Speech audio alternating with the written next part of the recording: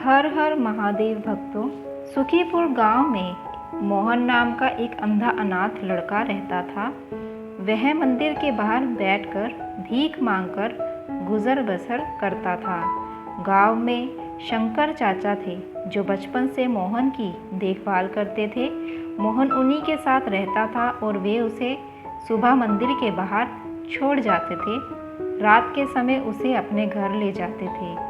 उसी तरह समय बीत रहा था।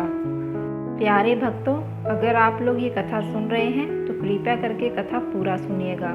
आधी अधूरी कथा सुनने से पाप लगता है। एक दिन मोहन ने चाचा शंकर से कहा, चाचा आप मेरा बोझ कब तक उठाते रहेंगे? आप बचपन से मेरी देखभाल कर रहे हैं। मैं आप पर और बोझ नहीं डालना चाहता। आप मुझे मेरे हाल पर छोड़ दीजिए। शंकर चाचा ने कहा, मैं तुझे अपना बेटा मानता हूँ और तू मुझे छोड़कर जाने की बात कर रहा है।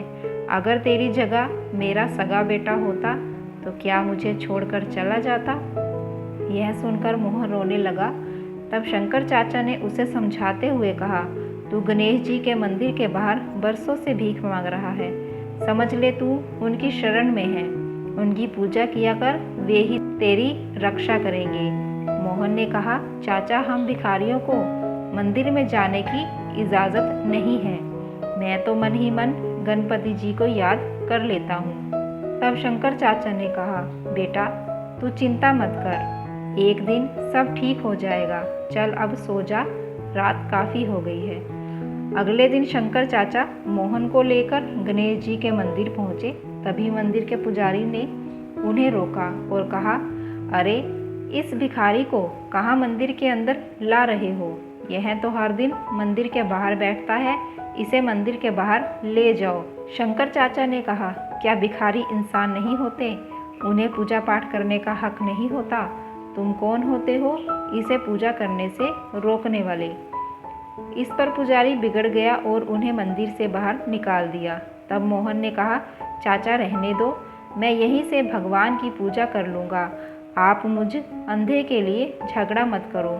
कहीं पुजारी को गुस्सा आ गया तो यह मुझे मंदिर के बाहर भी बैठने नहीं देगा।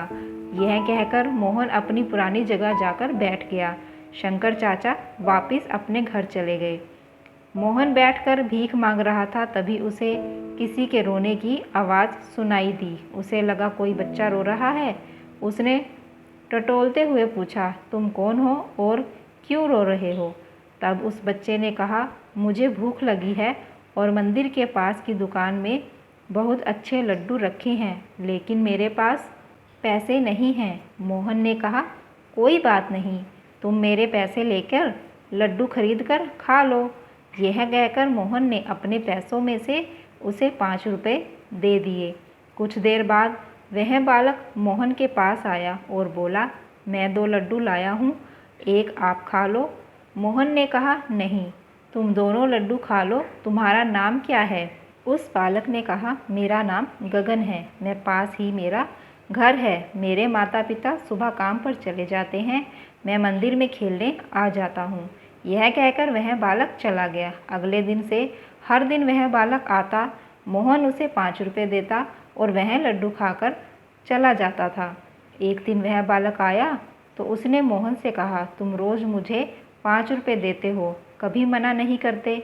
तब मोहन ने कहा, गगन मैं गणेश जी को लड्डू का भोग लगाना चाहता हूँ, लेकिन हम भिखारियों को मंदिर के अंदर नहीं जाने देते। तब तुम लड्डू खाते हो तो मुझे ऐसा लगता है जैसे गणेश जी खुद भोग लेने मेरे पास आ गए।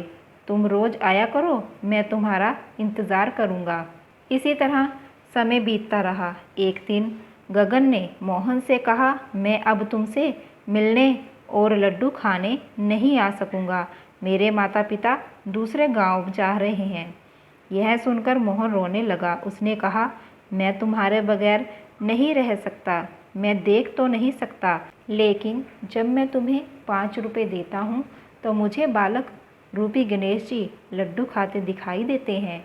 तुम मुझे छोड़कर मत जाना, नहीं तो मैं जिंदा नहीं रहूँगा।